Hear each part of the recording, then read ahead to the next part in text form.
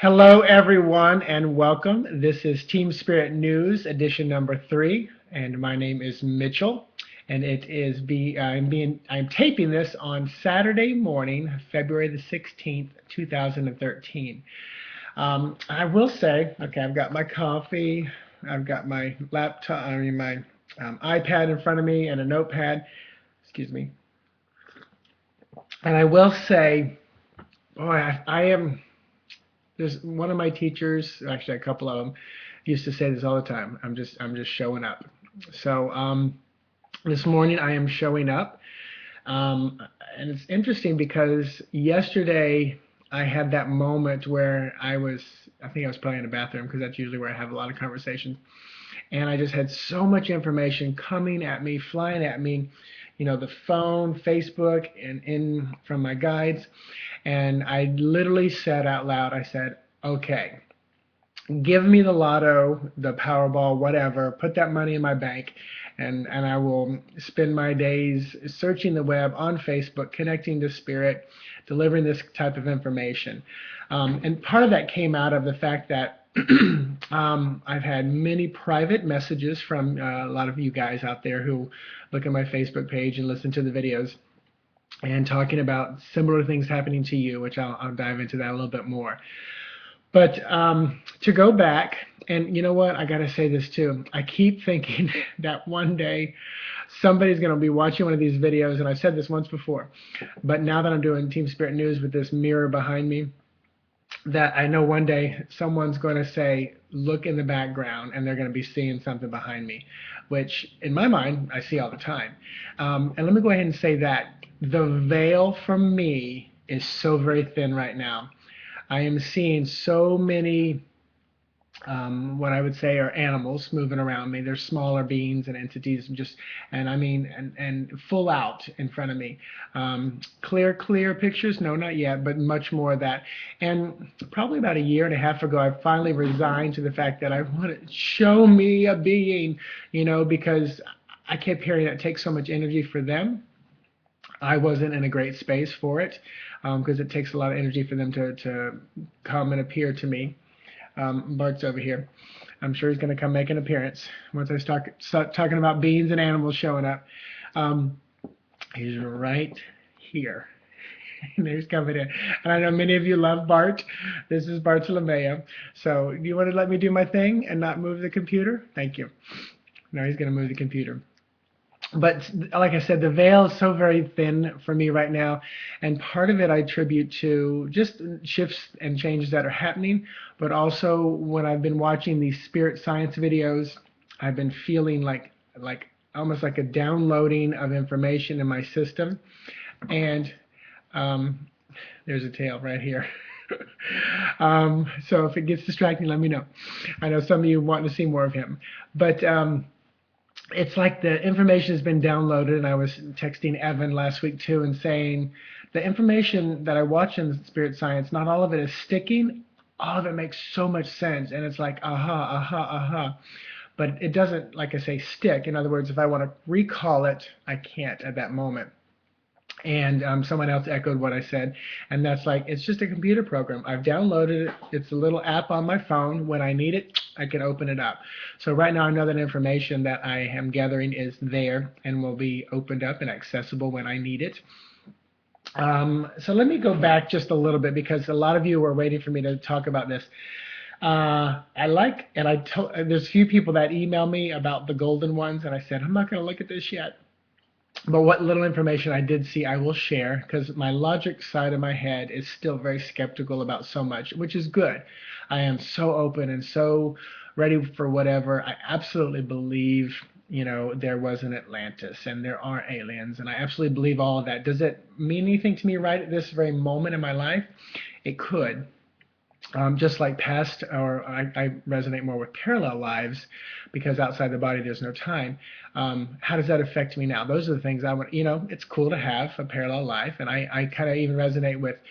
It's more of an imprint because if we are all part of one, And if you experience something in a past or parallel lives and we're one, then I experienced it too. So but I do believe in like more soul identity and things like that. Um, and I love talking about it. I don't love debating it, but I'll talk about it because if we can come to a final conclusion, there's no fun debating it for me. So anyway, Thursday night, I was trying to post and do some things, and Facebook said temporarily unavailable.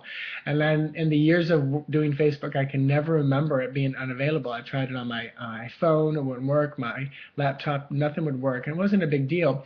But I stopped, and I was home alone, right in this chair, and I just said, "What is going on?" And I just heard, something big. It felt like a pretty powerful energy boost or shift or something. Um, and then, of course, that night, I went to bed. And let me back up just a little bit. Wednesday night, um, I was sleeping and got up at 5 or 6 in the morning, early.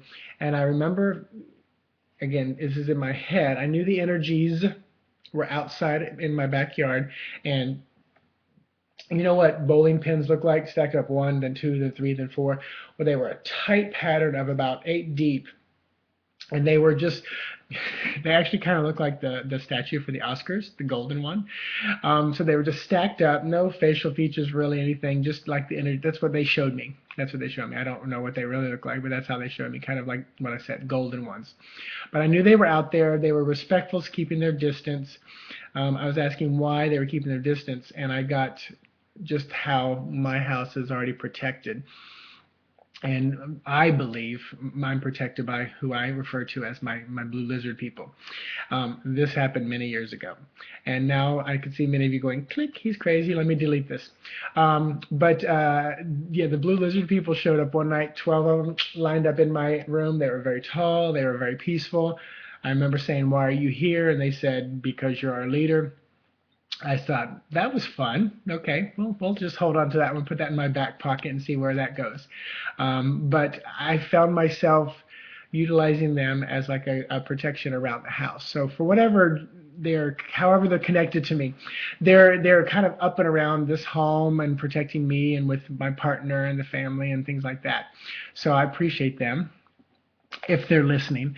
Um, so the golden ones kind of stayed at a distance. So that was like Wednesday night. So then Thursday night, go to bed, and I woke up Friday morning, and I woke up hearing the golden ones have arrived. And I thought, well, that's fun. They're here. And I also said, oh, they're here, and then I get that they're always there. They've been here, but it was almost like a new arrival or a new shift or awakening. And then I started seeing all the videos pop up about the meteorite that landed in Russia. And I made some comments on that. One good friend up in Alaska, she tapped into her guides, and they were saying that was not a meteorite, obviously something else. When I tap in, I get the word distraction. So what it felt like to me was we're all looking up at the sky at this distraction while whoever, whatever can land, come in, shift, morph, create. Not seeing or hearing any of that, but I just keep feeling that this was a distraction for us to be looking up while something else was going on, kind of a bait and switch type of a thing. When I personally tap in and ask, is there anything to fear?